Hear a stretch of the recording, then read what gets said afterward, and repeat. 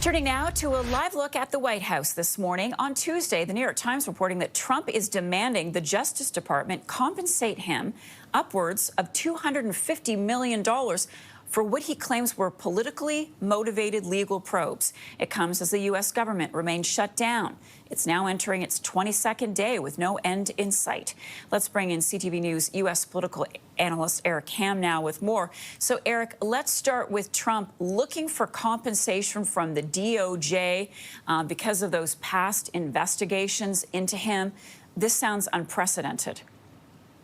That's because it is. We're now seeing a president who has blown past the boundaries of decorum and the safeguards. And quite frankly, now you have people who served as Donald Trump's own personal lawyers who are now working in the Department of Justice, who will be signing off on this nearly $250 million of money that the president actually now is seeking for past investigations. And we have to remember, many of these investigations were seen as credible investigations into the president, of course, namely the January 6th insurrection and absconding with national security documents. And so now not only is the president pushing back on this, but he is demanding taxpayer dollars to actually pay him back for this. And as you said, this comes as the government is shut down. People are foregoing paychecks.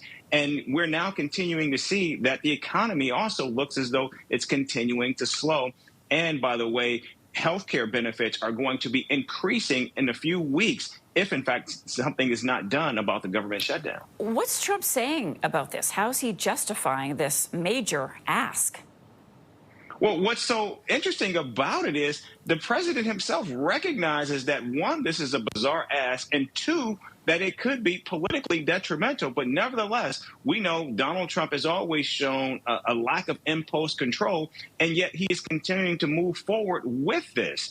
And again, it's highly inexplicable. The question becomes, of course, not only will the DOJ sign off on it, which they certainly will. There's clearly no independence between the White House and the Department of Justice at this time. I think the growing question is, will Congress actually push back on what the president is actually seeking in terms of the funds that he is asking for? And how will that look and play out, particularly as they now review and go through the budget for the Department of Justice? And as you say, this is all playing out against the backdrop of the government shutdown, which I believe is the second longest one in history. What major impacts are Americans seeing day to day as a result of the shutdown? I should also add that Trump says he will not meet with Democratic leaders until after the shutdown is over. But how are people feeling about this? How's it impacting their lives?